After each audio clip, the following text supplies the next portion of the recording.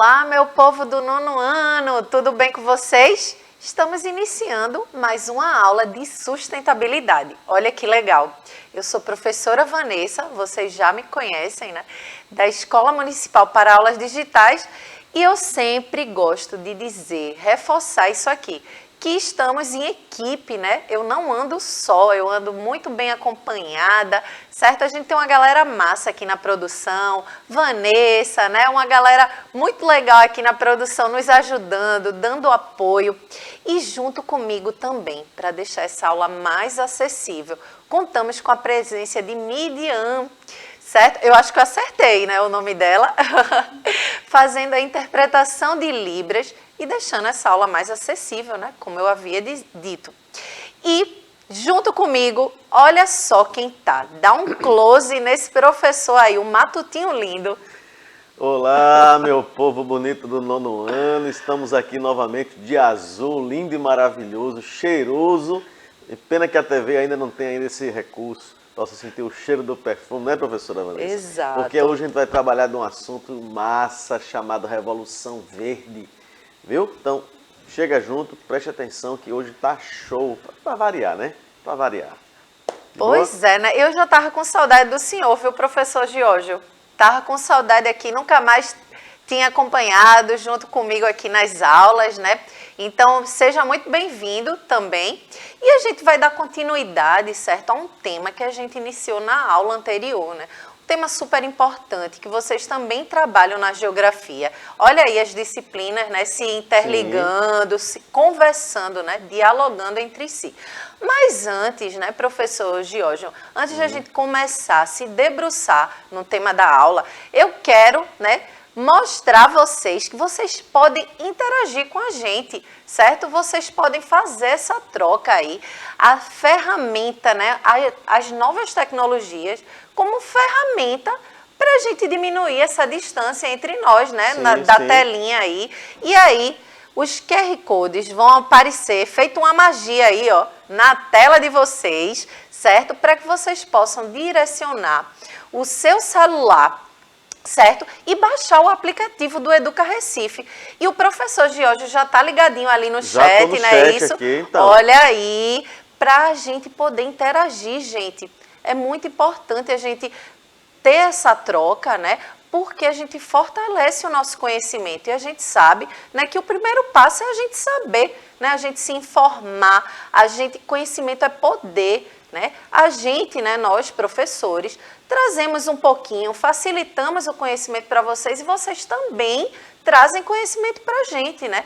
E aí é nesse encontro que a gente surge o aprendizado, né? E a gente fortalece, intensifica o nosso conhecimento. Então, por isso que é muito importante que vocês interajam, deixem dúvidas, comentários, que a gente vai ficar bem atentos para as sugestões de vocês, né? Os comentários de vocês, a participação é muito importante.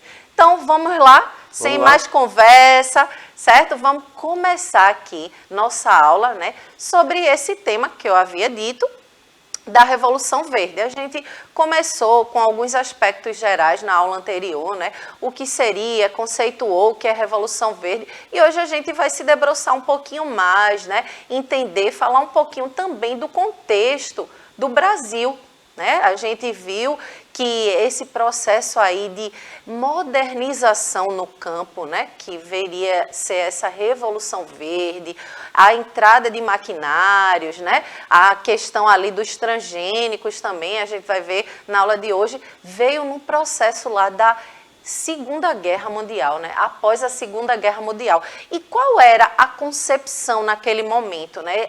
Se vivia num contexto global, né?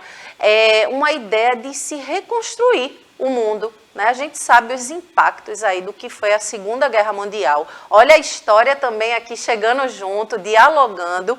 E aí, quando se tem essa ideia, né, de reconstruir o mundo, né, a questão de pensar nas pessoas que estavam passando fome, né, aumentar a produção de alimentos, surge aí esse processo da Revolução Verde, que em termos gerais seria, né, esse processo de industrialização, só que na área do campo, né, que a gente vivia a industrialização nas cidades, porém agora começa a trazer para o campo, certo? O professor Giorgio quer colocar alguma questão? Sim. Por favor. É porque é o seguinte, eu estava olhando aqui já, tem uma perguntinha aqui de Pedro Henrique, e ele perguntando o que era essa Revolução Verde, né? Primeiro que revolução, gente, quando se fala revolução, é a mudança, né, de hábitos, de costumes, de técnicas, né, de produção, de distribuição, de consumo, enfim. Muda toda uma situação. É uma mudança radical, né, que vai na raiz da questão. Isso. E aí, com relação ao que a professora colocou, e a gente não pode nunca deixar de trabalhar junto com a história, né? Então, geografia, sustentabilidade, né, ILT, tudo isso está associado à história. A história, eu digo que é a mãe de todas as disciplinas. E aí... Somos suspeitos para falar de história, né? Eu que nasci em 1914. Eita! Né? E aí, gente, veja, ela fala que depois da Segunda Guerra Mundial houve uma necessidade extrema de aumentar a produção, principalmente de alimentos. Né? Então isso vai gerar, em alguns países que tem área verde, e aí o Brasil, por exemplo, né, passa a ser um dos maiores produtores, né, de produtos agrícolas, né, da agropecuária. Agora, é importante que a gente entenda que, por nós termos condições de sermos um dos países mais produtores, é preciso que a gente tenha também uma ideia de que esses produtos, inicialmente, eles devam ficar aqui. E o excedente deve ser comercializado. O que a gente vê hoje é exatamente o inverso. Há uma produção para abastecer o mercado internacional e o que sobra vai ser vendido aqui. E aí o que é que acontece? Ou a gente tem produtos de terceira qualidade, né, inferiores, ou então produtos muito caros. Exato. Então não justifica. Pode perguntar aos seus pais aí, se você já foi comprar alguma coisa aí no supermercado, você já viu que o preço dos produtos estão muito caros. Carne, leite, né, derivados de trigo, café. Imagina um pacote de café custava aí R$ 4,50. Hoje está custando quase R$10. Exatamente. Um pacote de leite, aquele de leite em pó, quase R$10. Então, é importante que a gente reveja essas questões, porque se nós somos um país que é de larga produção, então por que pagamos tão caro por produtos que nós mesmos produzimos? De boa? Passa a bola para a professora Vanessa. Pois é, fica aí o convite e a reflexão, né? E é interessante, né, a gente entender todo esse processo, né, da Revolução Verde, porque realmente traz uma nova estrutura, né, do sistema aí produtivo. E aí vamos entender, a gente se adiantou um pouquinho, né, Billy? Um beijo, Billy chegando aqui para nos presentear, né? Isso. Pois é, né, gente? Então, fica aí esse processo de a gente refletir sobre isso. E a gente se adiantou um pouquinho, né? A gente às vezes gosta de dar uns spoilers, né? Que a gente vai entender quais foram as vantagens, as desvantagens, né, desse processo aí da Revolução Verde. Certo? A gente vai ver pontos positivos e negativos, o impacto que isso trouxe, né? Não só na questão social, mas o impacto nos nossos recursos naturais, né? A questão do desmatamento, a gente vai conversar um pouquinho dessa questão da expansão agrícola também, né? Que trouxe um impacto. Tudo isso está interligado e a gente vê aí o quanto as disciplinas se dialogam, né? Conversam. A gente aqui já trouxe questões históricas, né? Contextos históricos. Sim. A gente está falando de sustentabilidade, né? E a gente trouxe a geografia, certo? Então, vamos embora aqui, né? Vamos analisar aqui. Vejam, as características da Revolução Verde, né? A gente viu aí a modernização da agricultura que aconteceu em meados do século XX.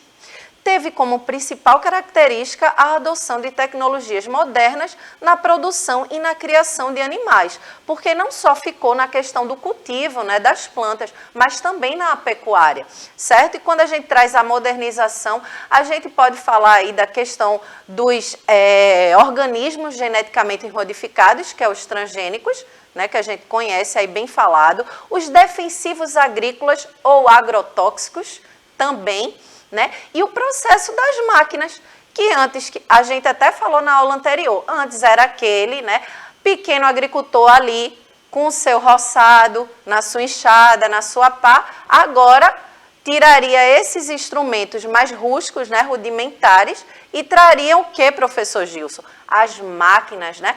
E que vai causar também impacto no solo, né? Os tratores, tudo isso, vocês escutam muito nas aulas de geografia, não escutam não? Agora, o mais importante eu sei que a senhora gosta muito do professor Gilson, Sim. Viu? Mas eu não sou professor Gilson, não. Pois é, tá vendo? Minha gente, professor Giorgio, a professora aqui se confundindo. É tanto G na minha vida aqui, é Gil. Tudo GG, tudo joinha, GG, joinha, pois joinha, é. joinha. Tá vendo? Mas vamos embora aqui. Professor Giorgio, o matutinho lindo. Eu mesmo, vindo lá de Vulgo, Condado pro mundo. Isso, Goiânia, terra também de Vanessa, aqui minha charada, produção. Então vamos embora aqui, olha. Alto índice, vejam só, alto índice de tecnologia, pesquisa também, né, que avançou a pesquisa nessas áreas aí, e estudo. Então, tudo isso, vejam essa imagem aí, né, de tratores, muita gente aí fazendo pesquisas e estudos, né, principalmente nessa parte aí dos transgênicos, para poder, né, entender como é que se fazia ali a modificação, as mutações genéticas e tudo mais, né, das plantas, enfim. E aí, veja, o avanço na produção agrícola, em todos os tipos de alimento. Certo? E aí a gente vai entender sobre essa questão, né? Avançou a produção, mas foi a reflexão aqui que o professor Giorgio trouxe, né? Avançou a produção, mas será que o acesso é para todos? Será que a fome foi erradicada? Né? Fica essa reflexão. A gente mesmo no Brasil pode observar, existem pessoas, milhares de pessoas que ainda passam fome. Né? Nosso país ainda não atingiu uma segurança alimentar. E quando a gente está falando de segurança alimentar, é a gente falar também, né, desses alimentos que têm nutrientes necessários, né? Porque muitas vezes a pessoa consome um alimento, mas ele não está ali, né, em equilíbrio com os nutrientes que o nosso organismo realmente precisa. Então, quando a gente traz essa reflexão, é porque será que só trazer novas tecnologias, modernizar o campo, foi o suficiente, né? Foi o suficiente para aumentar a produção. Ok, que mudou ali de um cara que vai na enxadinha para uma máquina, né, que faz aquilo ali muito mais rápido, porém o acesso, né?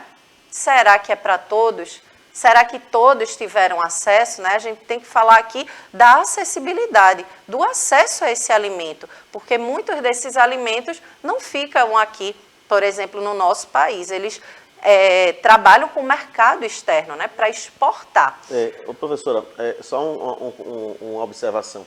Essa máquina que mostrou aí, depois ele coloca de novo na tela, tem máquinas que aí é de irrigação, máquina de preparar o solo, um arado, veja. Aquela máquina que está ali atrás, é uma máquina, ela não é só colheitadeira, ela planta também. Uhum. Então, na medida que ele vem com aquelas pás ali atrás, ele vem arando o solo, né, revirando o solo, já com as palhas que foi colhido antes, ele já vai plantando novas sementes. Então, é um trabalho que é feito, não é que ele vai economizar aí em relação à mão de obra, é uma pessoa só no trator, numa máquina dessa, não é? E aí eu trago também a tecnologia dos produtos transgênicos. A gente hoje tem lá no Vale do São Francisco, ali perto de Petrolina, aquela região hoje, inclusive que é abastecida pela transposição do Rio São Francisco, né? Então você tem plantas ali, veja, você já comeu uma uvinha, uva sem caroço. Veja, não existe uma fruta que não tenha caroço. A semente, né? É necessária. A semente é necessária para que haja um plantio, né, e tal. Mas já existe hoje frutas sem caroço para atender uma determinada clientela, tá certo? Então manga, então você tem uvas, mangas, aquelas mangas tome a manga, aquelas mangas desse tamanho, bonita, né? Então são produtos que 90% vai para a exportação. Exato. Né? Fica muito pouco por aqui. E um ponto também que a gente pode chamar a atenção, né, que acaba com a questão da diversificação das espécies ali, né? Porque aí traz a questão da monocultura e acaba, nesse processo de monocultura, você só tem um tipo de cultivo, perdendo a biodiversidade também ali daquela região. Então, tudo isso são impactos que traz para o meio ambiente, né? Nesse processo aí todo. Fora, né, a questão aí social, porque exclui também aquele pequeno produtor, porque o pequeno produtor ele não tem acesso, é muito caro esses maquinários, então fica concentrado só na mão daqueles grandes latifundiários, né, que pode ter dinheiro para investir ali na sua plantação, no seu cultivo. E aí o pequeno produtor acaba sendo esmagado dentro desse sistema, e aí o que é que ocorre? Muito o processo do êxodo rural, né, que também é outro tema que vocês trabalham bastante aí na geografia. E aí esse agricultor, esse pequeno agricultor, tem que sair, né, do seu espaço ali, né, de nascença, de convívio, para poder procurar melhores condições de vida nas áreas urbanas, nas cidades, certo? Mas vamos avançando aqui. E aí, uma inquietação, né, que eu jogo aí para vocês. Vejam só aí no slide. Quais são as estruturas? Joga aí. Pronto, obrigada, gente. Quais são as estruturas tecnológicas da Revolução Verde? E aí, vamos ver quais são essas novas estruturas produtivas, né, que a Revolução Verde trouxe. Vamos lá, olha aí o garotinho querendo saber, né, inquieto ali para querer saber quais são essas novas estruturas. O melhoramento genético das espécies vegetais, certo? Isso aí foram algumas estruturas que essa Revolução Verde, né, trouxe aí a questão da OGM, né, que é esses organismos geneticamente modificados. Maquinários utilizados, olha aí, a gente estava falando disso, em várias etapas da produção agrícola, a gente pode ver aí esse vídeo, né? Vejam só aí o quão rápido, né, deixa aí o processo produtivo com a máquina dessa, um trator.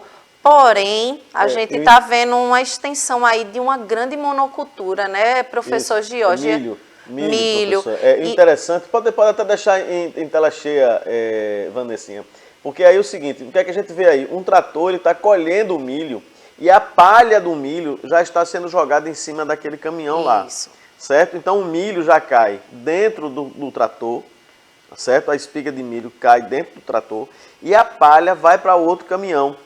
Né? E o que cai, normalmente, já vira produto orgânico, né? Adubo orgânico, já vai fazendo decomposição e vai adubando também um pouco o solo. Esse material aí que ele está jogando no outro caminhão vai ser usado na fabricação de ração. Isso, né? Só que tem um detalhe aí, né, que quando ele joga esse material, aí o solo também não dá o tempo, né, do respiro, e o solo precisa de do rodízio de cultura, né? Um rodízio de cultura, exatamente. Gostei dessa palavra, um rodízio de cultura, né? Porque cultura é isso que a gente cultiva, né? Falando aí também. Pois é, então o nosso solo ele precisa dessa diversificação. Quase travou a língua aqui, tá vendo? Pois é, e aí quando a gente só coloca um tipo, né, de cultivo, de cultura ali, de espécie, aí a gente acaba, né, desequilibrando aí essa questão. É interessante, viu, Vanessa, que alguns produtos, você falou da questão da mudança genética. Por exemplo, tem produtos que eles são afetados por gafanhotos, por fungos, né, e outro tipo de variedades de fungos. E o que é que acontece? A mudança genética já prepara a planta para que ela não seja atacada por aqueles fungos. Seja resistente a determinados tipos de fungos. Exatamente. Né? E lógico, o gafanhoto não tem, né? Mas mesmo assim eles criam. Hoje já tem, por exemplo, mosquito que combate a muriçoca da dengue. Né?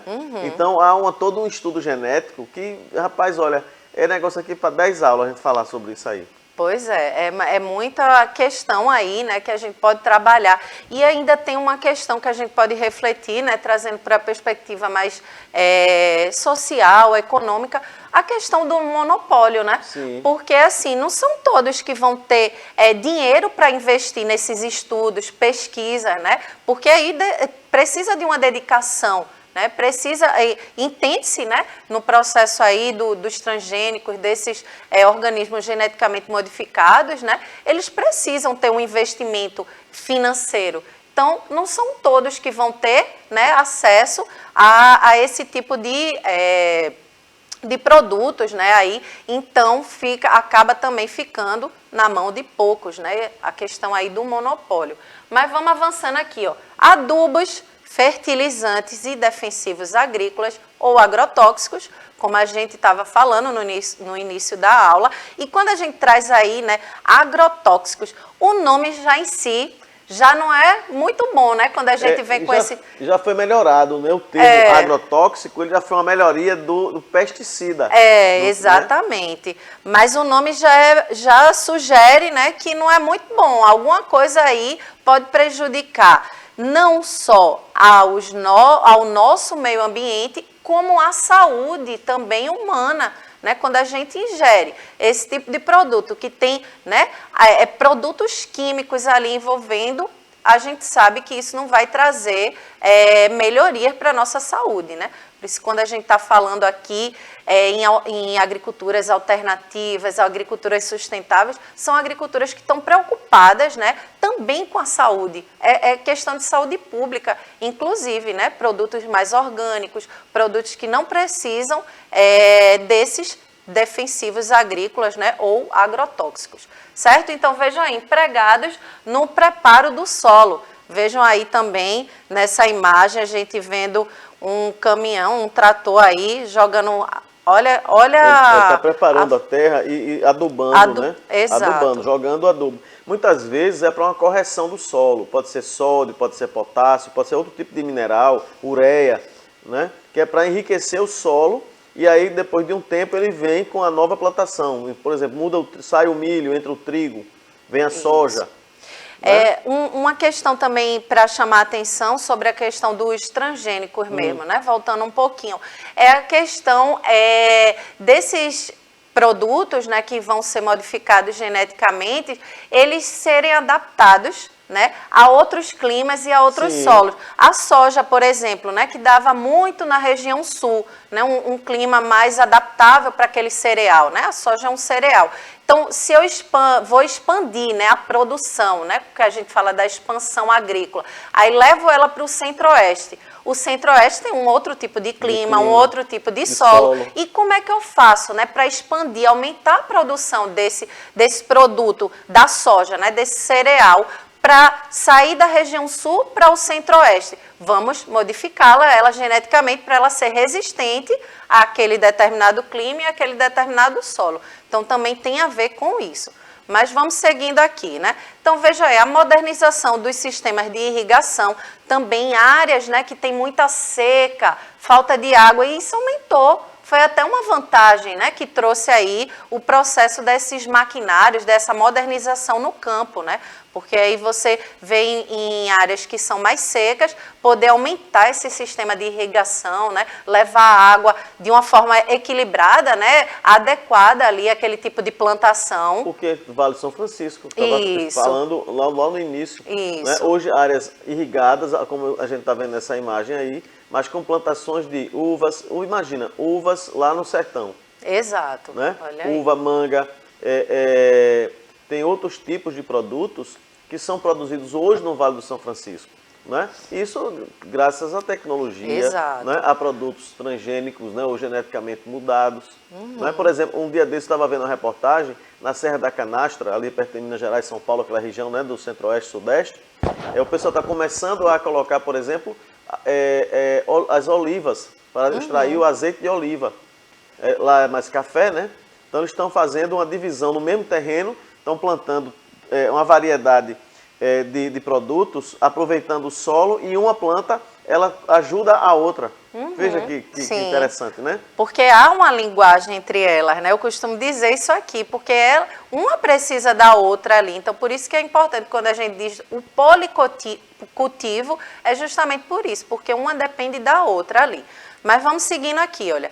E aí, vejam só, esse senhor aí, perguntando, como se deu o processo da Revolução Verde? Vamos entender aqui, né? Ocorre de forma acelerada, né? Então, foi acelerado demais. As mutações começam a aparecer, né? Que isso, de uma certa forma, traz uma coisa nociva, né? Não é tão benéfico, porque essas mutações aí começam a surgir. as máquinas começam a ingressar de forma desenfreada, né, desordenada, e impactando, como a gente está falando desde o início da aula, solo, a tudo ali, desgastando. Os agrotóxicos, né, que são usados de forma desenfreada também, e aí prejudicando não só, né, a questão do meio, né, meio ambiente, mas também a saúde, né, a nossa saúde, questão da saúde humana aí, que também traz desvantagens. E as sementes desenvolvidas para específicos tipos de clima ou solo. Olha aí o que eu havia falado anteriormente, certo? Aí vamos ver, né? Pontos positivos, né? Porque a gente viu que teve algumas vantagens, sim. Então, a potencialização da produção, isso é legal, né? E aí fica essa questão. Aumentou a produção, a questão é se o ponto inicial, né? O objetivo inicial ali era de tirar a questão da fome, né? Erradicar a fome no mundo, será que realmente erradicou a fome? Né? Fica essa reflexão aí, mas que com certeza aumentou a produção, aumentou. Diminuição nas taxas de fome, houve, porém ainda existe. Né? Barateamento de alimentos e eficiência no campo. Já os pontos negativos, o desmatamento, principalmente com essa questão da fronteira agrícola, né? A gente vive, né, hoje em dia, falando aí do desmatamento, queimadas ilegais, né? O quanto aumentou nos últimos anos essa questão. E o desmatamento é uma coisa que vem muito nesse processo aí desenfreado, né? Dessa nova estrutura aí produtiva que veio com a Revolução Verde. O esgotamento do solo, que a gente também já abordou aqui na aula, alterações no ecossistema vigente, olha aí também a perda da biodiversidade e tudo mais, priorização ao latifúndio e menosprezo à agricultura familiar. Olha aí o que a gente também estava falando, a gente já se adiantou muito, viu, professor Giorgio, no começo da aula. Então, também aí cai sobre essa questão, né, desse pequeno agricultor que trabalha muito com a agricultura familiar, né, com agriculturas mais sustentáveis, ele acabou, né, sendo excluído dentro desse processo todo, certo? E priorizou os latifundiários, né? Bom, a Revolução Verde no Brasil, vejam só, benefícios para os grandes produtores rurais, a gente também já falou sobre isso, expansão das fronteiras agrícolas nas regiões norte e centro-oeste, no período ali da década de 70, né, que houve muito esse avanço da expansão agrícola. O Brasil tornou-se uma das grandes lideranças mundiais, também nesse processo aí da Revolução Verde, e contribuição significativa do governo federal, né? O governo federal houve muito investimento para essa modernização aí no campo, ok? Atenção, vamos se ligar aí, vamos chamar a atenção sobre essas questões aí, vejam. As técnicas trazidas pela Revolução Verde foram sim importantes. Discutimos isso na aula aqui, né? A irrigação, por exemplo, foi um grande avanço no setor, também falamos. Contudo, a utilização de diversas substâncias nocivas ao organismo, os latifúndios, o desmatamento e as diversas outras interferências causam desconforto, incômodo, né? Impacto para a nossa vida humana e vida natural, os nossos recursos naturais, certo? E aí eu chamo vocês, né, convido para essa reflexão. Afinal, qual o real preço do desenvolvimento agrícola? E aí, professor Giorgio, já se despeça do meu povo? Opa! A pergunta é interessante porque até onde está valendo a pena, não é, esse avanço tecnológico sem medir, diga-se de passagem, se não houver preocupação com as consequências, né? Tá? Então, lógico que o avanço tecnológico, a pesquisa, o avanço científico, né, tudo isso é muito importante, mas é preciso que também a gente pese a questão da saúde, né, saúde pública, saúde do solo, né, da preservação dos recursos naturais e da nossa saúde a longo prazo, beleza? Então, um forte abraço, fiquem com Deus e até a próxima aula, se Deus quiser. Pois é, já reintegro aqui, né, a que preço, né, a gente traz esse progresso, esse desenvolvimento, né? Quando a gente traz também tantos impactos a gente, ser humano, e também ao nosso meio ambiente. Bom, espero que vocês tenham gostado da aula. Eu vou ficando por aqui. Beijo grande e até a próxima aula. Tchau, tchau!